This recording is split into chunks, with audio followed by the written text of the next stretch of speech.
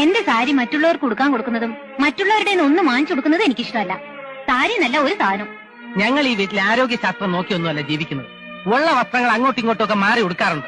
ആരും ഒന്നും അങ്ങനെ സ്വന്തമാക്കി വച്ചിട്ടില്ല. എന്നാലേ ഞങ്ങൾ ഞങ്ങളുടെ വീട്ടിൽ അങ്ങനെ ശീലിച്ചിട്ടില്ല. ഒരാൾ ഉപയോഗിക്കുന്ന സാരി, ചീപ്പ്, സോപ്പ്, ടവല് ഇതൊന്നും മറ്റൊരാൾ ഉപയോഗിക്കുന്നത് ശരിയല്ല. അതുകൊണ്ടാ കൊടുക്കാതിരുന്നേ.